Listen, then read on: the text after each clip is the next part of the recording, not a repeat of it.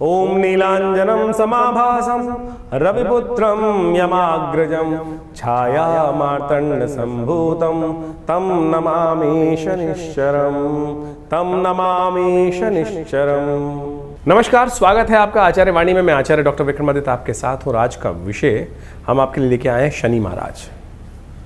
देखिए, शनि का नाम आते ही कई बार मनोमस्तिष्क में एक सिरन से आ जाती है कि शनि महाराज क्या करेंगे। आपकी राशि के दृष्टिकोण से भाग्य में चल रहे हैं आपके, और बृहस्पति की राशि में चल रहे हैं, और ऐसे में हो गए वक्री, यानी ताकत भी बढ़ गई शनि महाराज की। अब शनि है एक विचित्र प्रकार के प्राणी, विशेष तौर पर कहा जाता है, जिनको बड़ी जड़ अवस्थाएं माना जाता है। बृहस्पति की राशि में चल रहे हैं, और बृहस्पति शनि का संबंध बहुत अच्छा होता नहीं है। और ये 4 महीने तक, जुलाई से लेकर, ग्रहों की तारीख समझे 13 जुलाई से लेकर करीब करीब 28 नवंबर तक शनि का ये वक्री स्थिति चली रहेगी।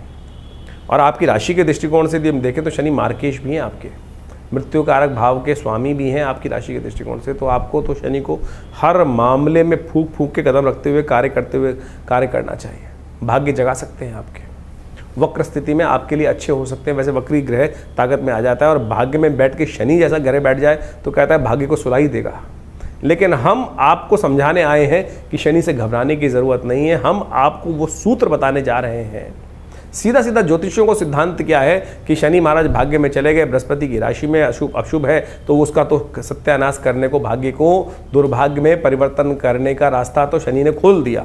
बहुत सारे लोग सीधा सीधा प्रेडिक्शन तो यही बोल देंगे, इसके बाद शनि की दृष्टि पड़ रही है आपके पराक्रम पे, पराक्रम नहीं करने देंगे। इसके बाद शनि की दृष्टि पड़ रही है विशेष तौर पर आपके लाभ वाले भाव को, उसको चौपट कर देंगे। उसके बाद शनि की दृष्टि पड़ रही है खास तौर पर कहाँ पर, आपके शत्रु वाले भाव पे, रोग वाले भाव को, वो अच्छी दिखाई देती है, लेकिन वो बृहस्पति की राशि है, तो वहाँ पर शनि की प्रभाव से कई प्रकार के रोग उत्पन्न करने के योग बनाएंगे।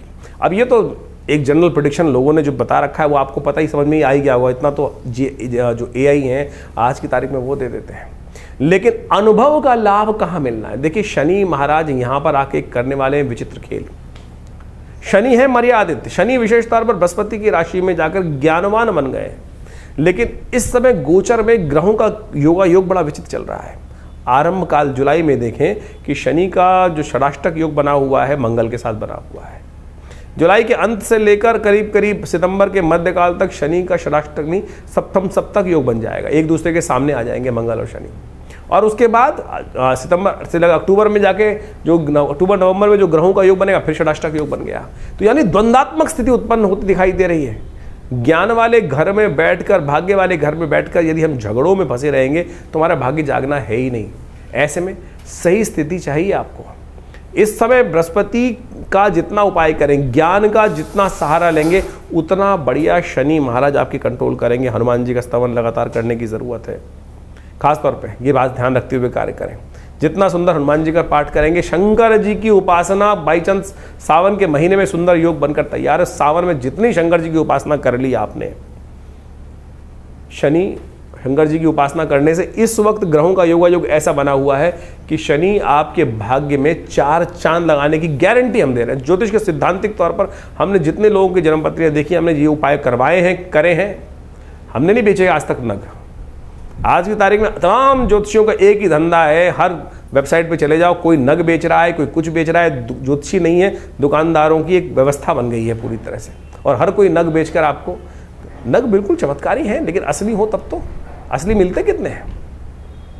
तो आप सीधे समझें ज्योतिष के दृष्टिकोण से इस वक्त शनि महाराज कैसे आपके भाग्य जगाएंगे। जितने अध्यात्म भाव में है, भाग्य धर्म भाव में शनि महाराज गए हैं, बृहस्पति की राशि में है, तो धर्म का अनुसरण, भगवान शंकर की उपासना, माता पिता की सेवा, खास तौर पर माता पिता की सेवा खास तौर पे आप करने का प्रयास करना। नहीं तो शनि क्या करने वाले हैं समझ लो। यदि आप स्त्री हैं तो आपके जितने भी घर के पुरुष हैं उन सबके भाग्य को शनि बिगाड़ देगा। यदि आप पुरुष हैं तो आपकी घर की स्त्रियां जितनी हैं वो त्रास में रहने वाली है। इस वक्त शनि का गोचर आपकी राशि के दृष्टिकोण से ऐसा बन रहा है, अध्यात्म में जाना पड़ेगा, भगवान की उपासना करनी और शनि को प्रसन्न करने के लिए इस वक्त ज्ञान का सहारा, गुरु का सहारा, माता पिता गुरु तीनों का जितनी आप और जितना उनके गाली दोगे, जितना मुख से गलती निकलोगे, अपमान करोगे किसी का, उतना शनि आपके भाग्य को सुला देगा। सीधा सीधा सिद्धांत ज्योतिष के दृष्टिकोण से इस प्रकार से समझ लेना चाहिए।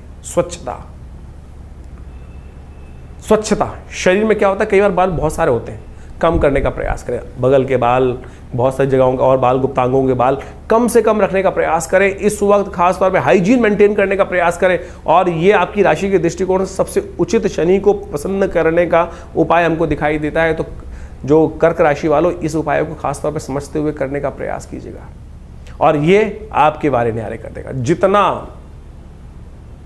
गुरु की उपासना करेंगे, गुरु की वंदना करेंगे, गुरु के सानिध्य में रहेंगे, बृहस्पति की को ताकत देते रहेंगे, यानी सदपुरुषों का, ब्राह्मणों का, ज्ञानी जन, जितने भी ज्ञानी जन हैं, उनके सानिध्य में जाकर आपकी राशि में, बृहस्पति की राशि में इस वक्त शनि महाराज चल रहे हैं, समझ लें। और द्वंद्वात्मक स्थिति, झगड़ों से बचना पड़ेगा आपको। और शनि है अड़ियल प्रतीक, अड़ गए तो बस फिर सत्यानाश कर देंगे। तो इस बात का ध्यान रखना, अड़ना नहीं है। हनुमान जी के पास सरलता के साथ सबसे पहला अड़ना हमको क्या होता है, हम घर में ही अड़ते हैं, माता पिता गुरु के समक्ष अड़ जाते हैं, क्योंकि हमारा स्नेह भी होता है और कई बार हमारा वहाँ पे जोर भी चल रहा होता है। और शालीनता के साथ कई बार क्या होता है, वो तो बेचारे सुन लेंगे, क्या करेंगे और लेकिन भाग्य सुला देंगे आपका। ये आपको खासतौर पर ध्यान रखना पड़ेगा। भाग्य खत्म हो जाएगा, इस बात का ध्यान रखना कि आप विशेष तौर पर सब कुछ लाभ प्राप्त करने के योग बना रहे हैं शनि महाराज आपके लिए। जिनको लगता है ना जमीन जायदाद, हम कह रहे हैं, गारंटी ले रहे हैं, यदि आप इस जो समझा रहे हैं तो जायदाद को के भी मालिक बना देगा। जायदाद, कई लोगों की प्रॉपर्टी कॉन्फ्लिक्ट केस चल रहे हो, जिताने के योग बना देगा शनि महाराज, जिताने के योग बना देगा। खासतौर पर नित्यपति शिव की उपासना, शिव पर दूध में थोड़ा तिल डालकर और हल्का सा यदि उसमें पीले रंग के पुष्प भी डाल दें और वो भगवान शंकर को अर्पित करना शुरू कर दें। इस सावन में विशेष तौर पर अपने निमित्त भगवान शंकर का हर बृहस्पतिवार को, हर शनिवार को तेल के द्वारा रुद्राभिषेक कराना शुरू कर दो और देखना शनि महाराज आपके वक्र को, तत्व को, नेगेटिव प्रभाव को छोड़कर कैसे पॉजिटिव हो जाएंगे।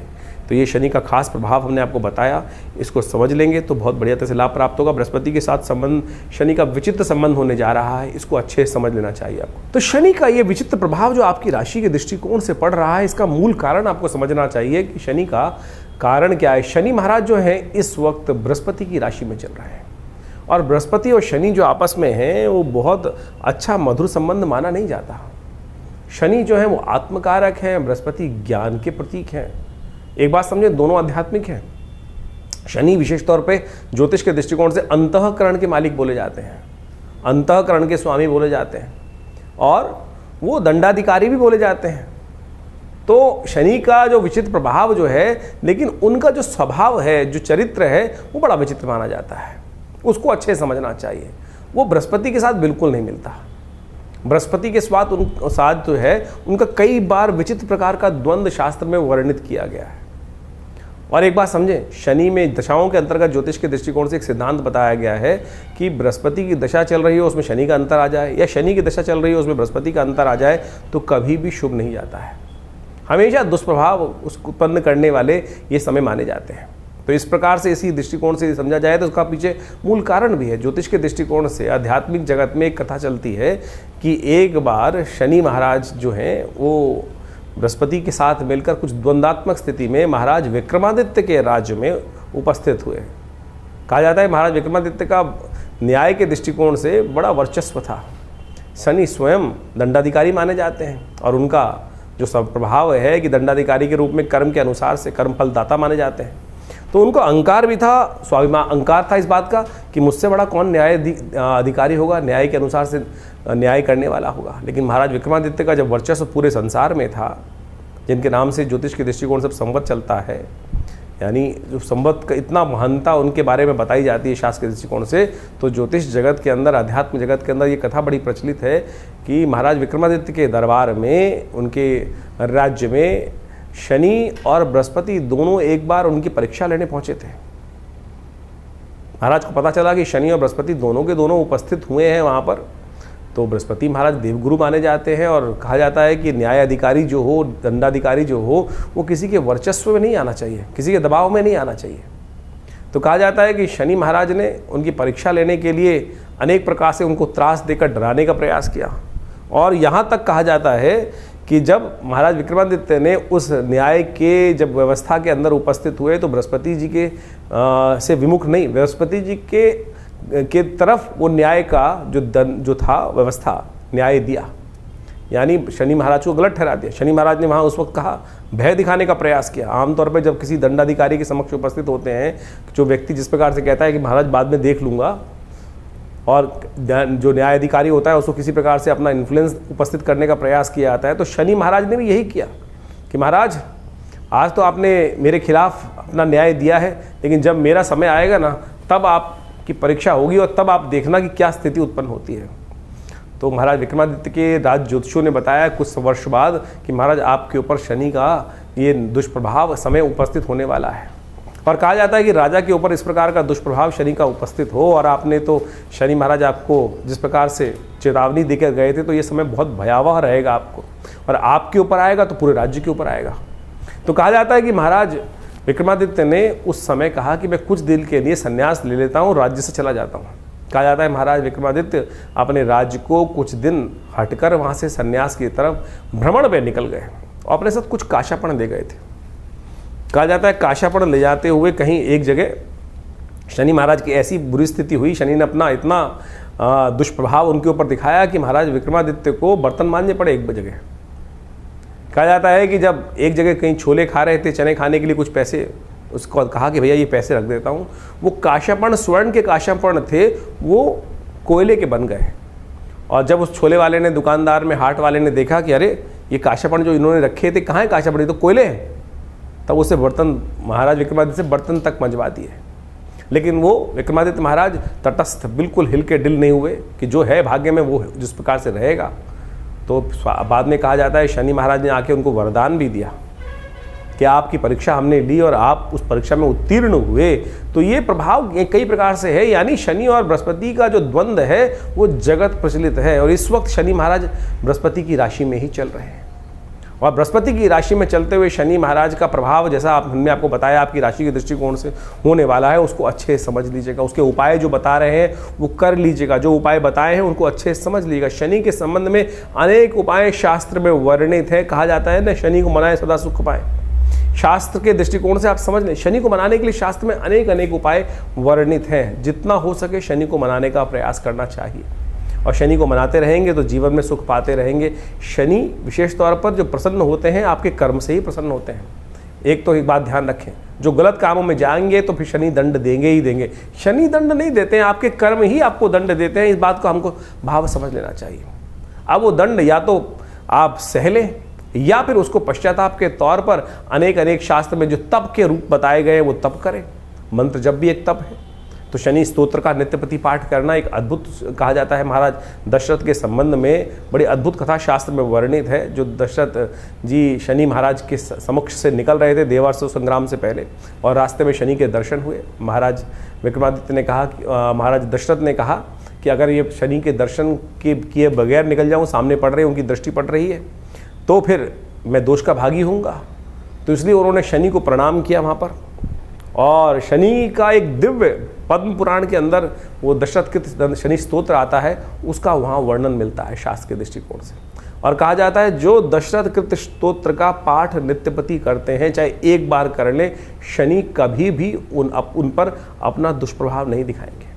वो दशरथ कृत स्तोत्र आप अच्छे से समझ लीजिए, एक बार नित्यपति भी पाठ कर लेंगे ना आप, तो ये शनि के अकाट्य प्रयोग के अंदर आता है। आज हम यहाँ पर इस कार्यक्रम में आपके समक्ष वो अकाट्य प्रयोग उपस्थित करने वाले हैं कि जो हींग लगे ना फिटकरे रंग चौका हो। आज की समाज में जो शनि को मनाने के लिए लाखों करोड़ों रुपए लोग खर्च करने, हजारों लोग खर्च करने की बात करते रहते हैं, अनेक प्रकार से ऐसे लोग हैं कि जो 100 टीन चढ़ा दो शनि महाराज पर। अरे शनि महाराज की मूर्ति कहाँ शास्त्र में वर्णित है? शनि का विशेष तौर पर जो वर्णन जो मिलता है वो तो सीधा साधा वर्णन मिलता है कि शनि मंत्र जप करो।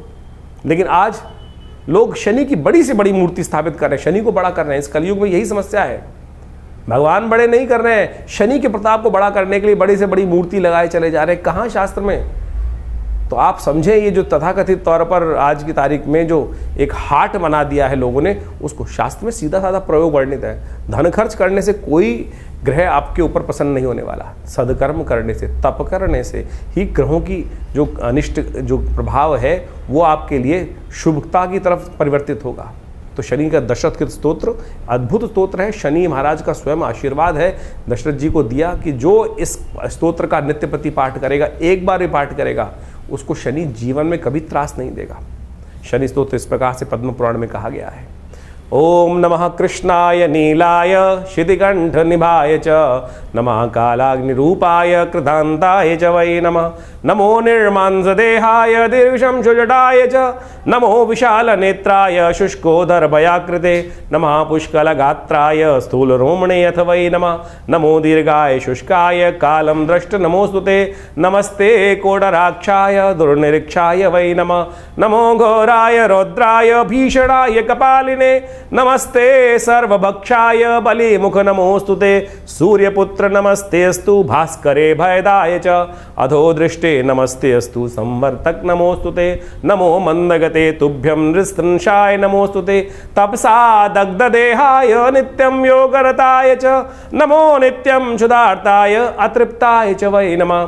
ज्ञानचक्षु नमस्तेस्तु कश्यपात्मज सूनवे तुष्टो ददासि वै राज्यं रुष्टो हरसि तत्क्षणात्। देवासुरमनुष्याश्च सिद्धिविद्याधरोरगा त्वया विलोकिता सर्वे नाशं यान्ति समूलता।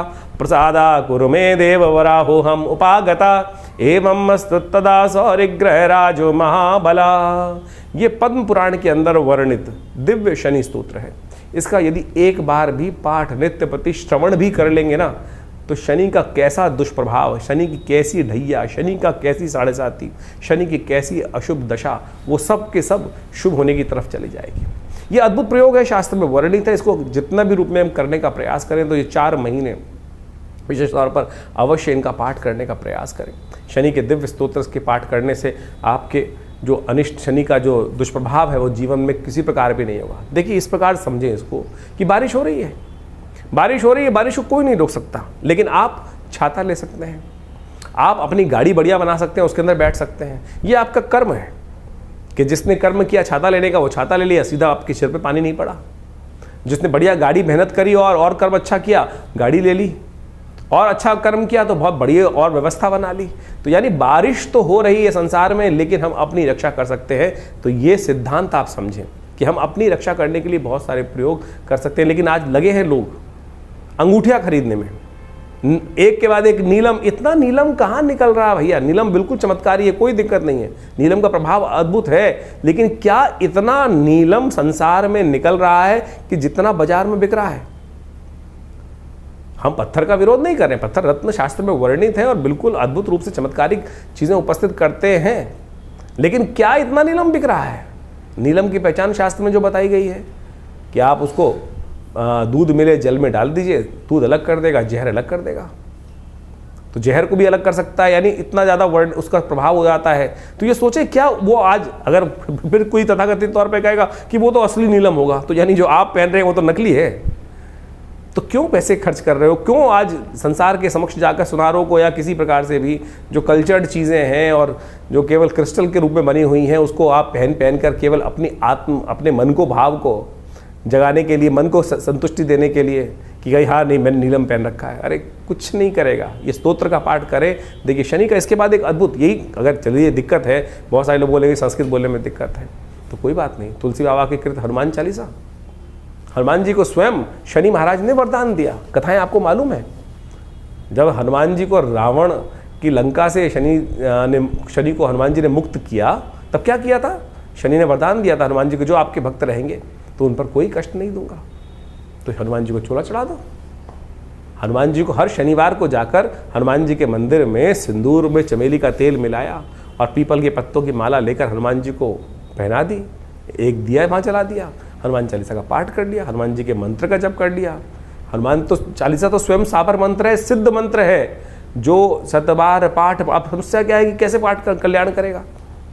हनुमान जी ने कहा जय जय जय हनुमान गुरुदेव कृपा करो गुरुदेव की नहीं, जय जय जय हनुमान गोसाई कृपा करो गुरुदेव की नहीं। तो अगली लाइन में क्या बोला गया? जो 7 बार पाठ पढ़ जोई छूटे बंद महासु कोई। तो करो ना, सीधा सिद्धांत बताया गया है, तो क्यों नहीं होगा कष्ट निवारण का? लेकिन हम करना नहीं चाहते, हम आलसी हो गए, इस कारण से हमारी समस्याएं जीवन में चलती रहती हैं। तो इसलिए कोशिश ये करें इन समस्त चीज़ों को करने का प्रयास करें। शनि का मंत्र है दिव्य मंत्र, शास्त्रोक्त मंत्र है, तंत्रोक्त जो मंत्र बताया गया है, ओम प्रांग प्रींग प्रोंग से शनिश्चराय नमः, इसका मंत्र का जप कर लो।